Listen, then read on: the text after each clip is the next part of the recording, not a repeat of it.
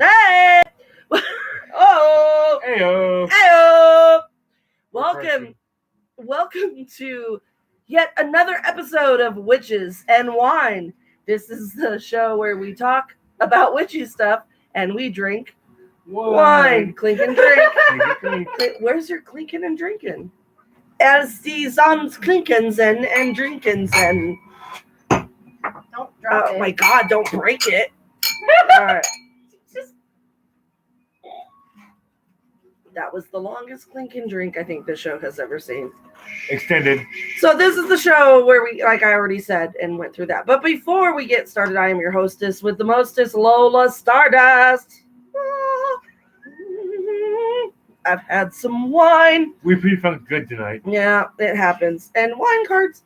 So before we get started, we're going to talk about the wine we're drinking tonight and turn that over to Silenus Stardust. Take it away. Thank you, baby. Tonight, we're going back to Spain, but we're drinking a Spanish white.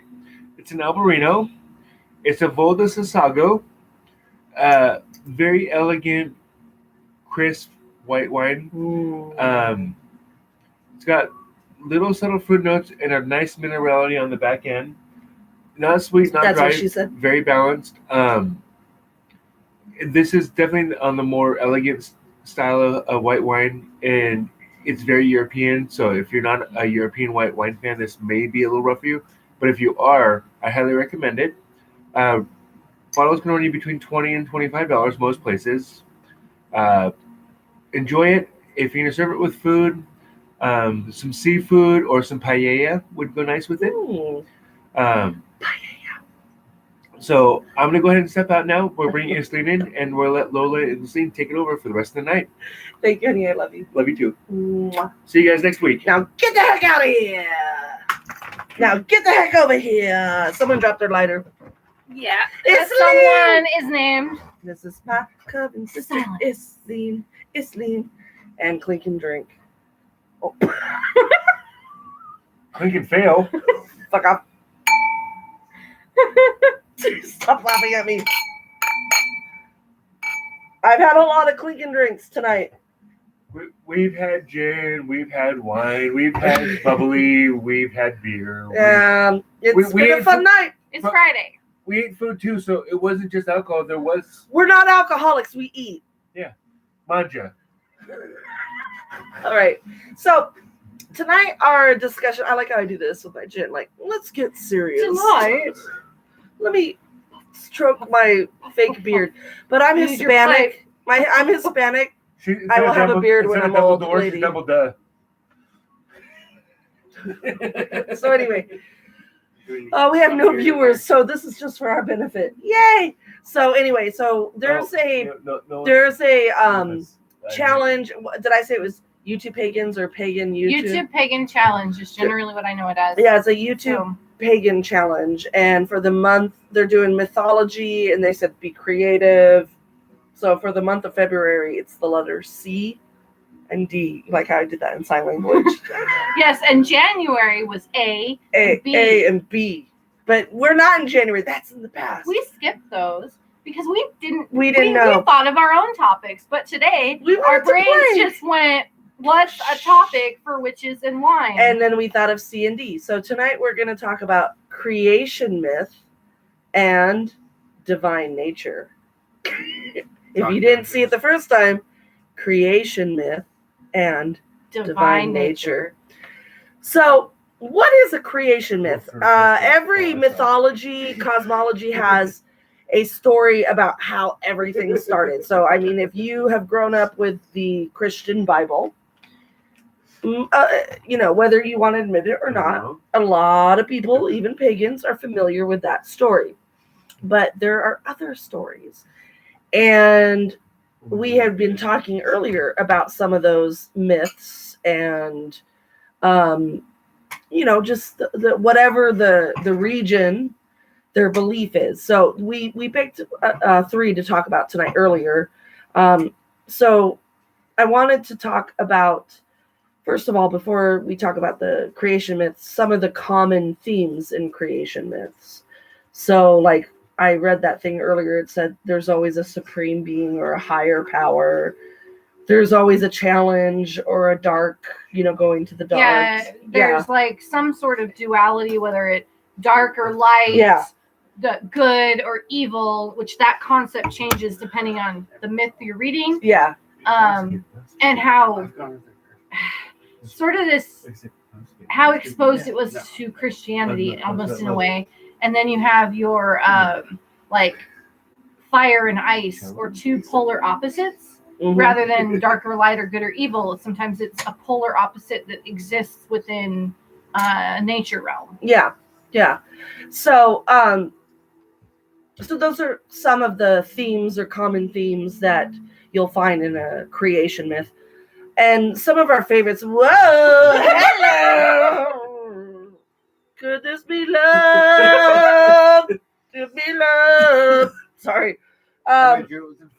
Jesus. Clouds in the I house. smell like I'm in like a reggae band right now. Like seriously. So anyway, so creation stories. So there's always some sort of story, because we as humans and whatnot, we want to know, like everyone has asked that, like where did this all start? How did this all begin?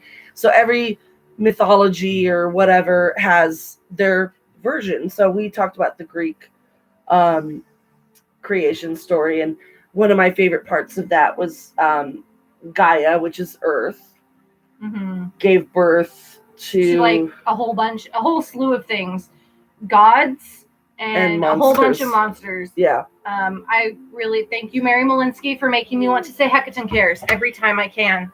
So it's the yays and the nays. We will tag Mary Malinsky. Anyway, we have one viewer. Hi, one viewer. You can type. Thank you for joining us. So we see who you are. Welcome. Welcome to this drunk mess. But we're talking smart stuff. Okay, so please don't be yays. smart. SMRT. Smart. So Sports. what were we talking about? Jesus. Creation myths. I know that. Great. Gaia. No, not Jesus.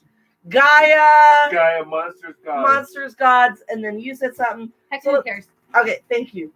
So, They're 100-handed things. yes. And there was Cyclops, which has one eye, in case you didn't know.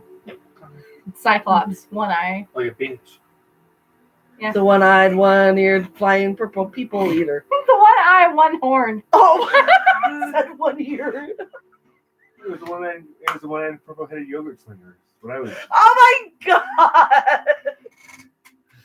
So anyway, that was our commercial break. No, but most of them work. So anyway, I totally forgot. This is not fair. You said it was going to be an interesting episode. I know, right? Creation myth. So, Gaia, Mother Earth, she spewed out of her body Her and Uranus, gods and which monsters. was the sky. Yes. We literally have sky and earth, and together they create a whole bunch of stuff. And then every creation story has, the universe, and then the planets, and then sun and moon, and then like the earth plane of like plants and animals. And so every creation story you read, it goes along that same theme, but there are ones that we really like. We like the Norse one. But I think we were talking earlier about those things that are in common, or that creation stories hold. And you were saying they are about, what were you saying? We have a studio audience member, Islene's husband. They're not about explaining where everything came from. They're about explaining how man relates to everything else. Yes. And that made me I was like, that's so cool, because there's a lot of interpretations of creation myth, just like anything that you read that is on a spiritual level or on a level that is beyond our physical plane. It's all about interpretation. So these creation myths are very important in our beginnings and our origins. And Wiccans like to follow. We follow so many beliefs religiously. What is that? Oh, our dog is very happy. But we borrow from different mythologies, so we tend to want to know about creation stories, creation myths, whatever, because that's where we come from, and everybody has that question: where did I come from? What's the point of all this? 42. Green gummy bear. No, I don't know. I just made that up, but everyone's gonna look up green gummy bear. No, I'm making it up. Look for the green gummy bear with number 42 written on it. Yes, there is no green gummy bear with 42 on it. Yet. No, there isn't. I'll make So anyway, but It's gonna happen. so that is a Although really, it might be a pineapple gummy bear. They're my favorite. as long as 42 is on it. It's Yeah, not on 42. pizza.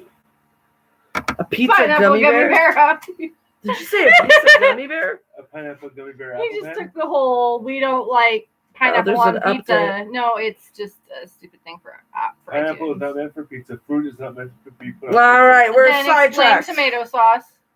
We're live right now, people. We Yeah. have a huge following. So It's a Huge sauce. following It's of a sauce, one. not a whole. One Yeah, close the anonymous program follower. like I told you to. That's almost as much as Jesus' first 3 years. updates. It's like, fuck you. Is it good? And then it goes smaller. I Yeah, know. there we All go. right, there I we got go. it to go away. Yay! Technology. You're the one who likes techno. I was gonna do the robot too. Technology. Ooh, ooh, technology. Ooh, ooh. So, creation myth. So, a lot of things that you find in the creation myths is you have to create chaos and you have to create order. And And generally, it's whatever thing creates the order out of the chaos is what's propped up as good or godlike or a divine creature of some sort. And Yeah. the chaos is what's bad or less than or whatever. So, Discordinarians, go you. well, Let's just go with the chaos. yes, we like chaos. Well, wow, coming from the dark side, coming from a Princess of The Hecate, dark surprising. side. I totally expect you to be light and bubbly like a Princess of Aphrodite, not a Princess of Hecate. Yeah. Well, we like the It's balance in all things. yeah, Why and we that's have what Pan we're Pan. that's what we're gonna Pan Pan. talk about next is the creation myth, and then to divine nature. We believe in God and goddess. We believe in that light and dark, masculine, feminine, and that is in everything that we see, and that is our divine nature. We believe in divinity and deity in everything we see and within ourselves. So, to talk about divine nature, do you feel that when we follow this Wiccan path, what does that mean to us with that kind of yin yang, light dark? What does that mean on a spiritual journey? The one thing that came to me was acknowledging that the polarities exist and those extremes exist doesn't negate what's in the middle. Mhm. Because that's the whole, like with the yin and the yang, yes, it's very much dark and light, but you have the darkness within the light and the light within the darkness. So they coexist together in Yeah. harmony, creating all shades of gray. Yeah. So just because you're acknowledging masculine and feminine doesn't mean that you aren't acknowledging that there's all this stuff in between. If you have dark and light, you're not ignoring the fact that there's a whole bunch of shadowy stuff in the middle. Yeah.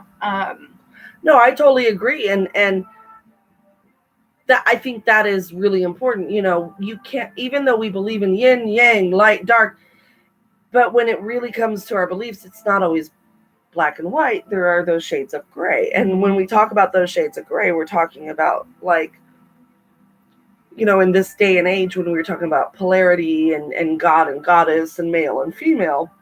And in this day and age, it's important for anyone that works with that energy to be aware of gender fluid, non-binary, and we need to recognize that. So that means it's not really totally about I'm a woman and you're a man. It's about receptive and projective. Yeah. But it's even like one of the things that you said earlier today with Hecate is, seen as a dark goddess, but she's really all of the in between because she goes where she wants. Mm-hmm. So it's those threads of in between that we're seeking. That's what I look for, is That's those threads of in between. I like threads of in between It's like by Isleen. So does I like that, threads of in between. Someone write that down. No one's gonna write it down. We'll remember. Words. it's recorded. It's I live know. now. We'll figure it out. Too So late, we're, it's already if there. there's only way we could document it. I know. Where are we If on only there time? was a way we could document this. Oh, 15. Okay. So in the next few minutes before we shut this down, can anyone here talk about when they have experienced feeling that immanence and divine presence in outside of yourself in a way that's changed you? Well, sure. It's that I saw that thinking face. it's that time when you break down with a flat tire, no way to change it, in the middle of nowhere with no cell reception. When you realize that you're at nature's mercy and you're not as big as you thought you were. Absolutely. Yeah. But you make it though. Oh, you do. Because you respect nature and you respect that the force of it. And that's a huge part of what we do. We respect nature. We respect deity, but we show mutual respect for each other. So our deities, as far as I know, they don't expect us to always bow down to them. They love offerings, but they will give us so many offerings too. And it's a very simpatico, compatible, symbiotic relationship. Mm-hmm. So, Reciprocal. yes, thank you. So many words. Reciprocity, I love that word. What about you, Silenus? Have you had an experience with deity, or where you experienced divine nature out in our nature or wild or whatever? I've experienced it when I have removed myself from society in general and gone out in nature and let down the pretenses that we present on a day-to-day basis.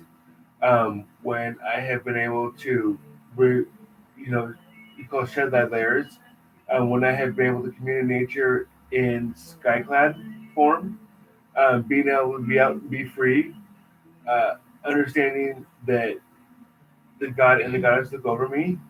During the day, the God keeps me warm. Over the night, the goddess protects me and lights my way. Yeah.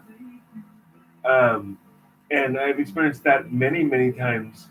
What was interesting is I was even sober. Yeah, absolutely. I know. And this doesn't have to be in an intoxicated state. Even it's something that you experience. But when I was experiencing it, the first handful of times, I want to say handful, many a time, I was not of a religious, spiritual nature, so it didn't dawn on me that that's what I was experiencing until much later. Yeah. And now I can give a correlation to experiencing it. I've also experienced it when you have drawn down the moon and had the lady walk amongst us. That night. Yeah. That was an amazing night. I've experienced it when invoked and having the god or even the goddess energy when I've invoked cross gender. When I've had the energy come upon me and understanding that the deity is all around me, and I just never really picked up on necessarily realized those aspects were presenting themselves to me until I tuned into them. So it was familiar. It was a familiar feeling. It was a very familiar feeling. Yeah. But I didn't know that's what I was registering. Yeah. Until I gave it a name. And now I can identify when I experienced that feeling. Yeah. No, and that's the whole point of it. Like, it teaches you to be aware and look around. So, yeah, and how about you? Well, that's why I think, like, one of the things he was talking about, that's why, like, Wicca is seen as an experiential religion and not just something you have to believe. you don't have to necessarily have quote unquote faith, because you're encouraged to participate in circle and experience it for yourself. So you don't have to have just a blind faith that something is going to be there, or that something is causing you to have that experience, because you actually get to feel that experience. And I know that there are plenty of Christians out there or other religions out there that would argue that point with me, and they would say, I experience my God as well. But it's for those of us that are Wiccan, that's why we're not of that faith, because it works for us Absolutely. as a Wiccan, in a Wiccan context, to have the divine the way we see it. And its ability to separate and compartmentalize each aspect and give the proper deity its respect. Well, there's and also respect. Yeah, and there's also. I'm sorry. Go ahead. No, and compared to the monotheistic idea, what it's omnipresent, that one and only. It's hard to identify with each individual feature of that. Or at least it was for me. Mm-hmm. Compared to, if I can identify that I wanted to protect my house and I want to provide for my family, I can get the Hestia energy. Compared to if I want to have fun, run free, not be pinned down, I can get the Pan energy. Yeah. If I want to provide light and energy and guidance, I can work with Apollo's energy. I can have something I can identify with a name that allows me to look focus on that individual aspect that I need to work with, compared to the monotheistic idea where I have to find that aspect within that God and search for it. And that's a lot harder, it seems to me, than the natural being able to identify one and go with that for that moment. Yeah. Particularly when there's this sort of nameless, faceless sort of attribute to the just God in general. Yeah. Like, it's transcending all those other things, which I think is sort of pretty in its own right, but it's it makes the gods personal. But now with what we do, it makes gods and deity approachable. It's approachable because we can relate tangible. We can relate aspects of their realm of personalities, and there's so many, and we can identify with those, many of them, not just one. We're unique, whatever number we relate to that. And it's, to me, that's awesome, because in Christianity we are taught to like be here, and then the God is way up there. But in Wicca we are taught that. Up to 3 viewers, by the way. I know. And I've been watching. Hi. Hello. We are taught that the gods and the goddess, the god and the goddess, or gods and goddesses, however you look at it, they're like us.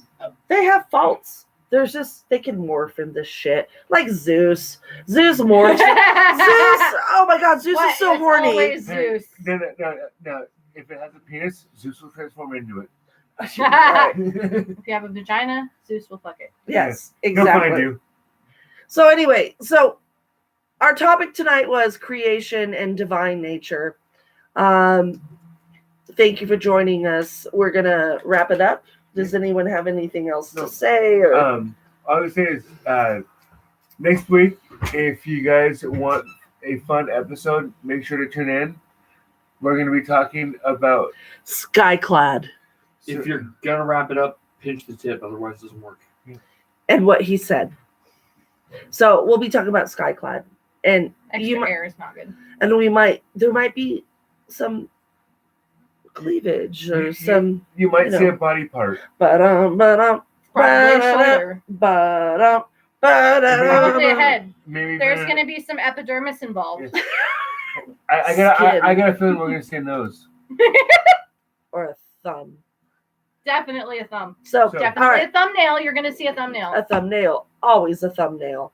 Anyway, so thanks for joining us. And remember, if you want to be a guest on our show, if you want to ask us why we do what we do, if you want to be part of our studio audience, then may the gods have mercy on your soul. Well, and make sure you email us at crossroadskevin@gmail.com. What was that?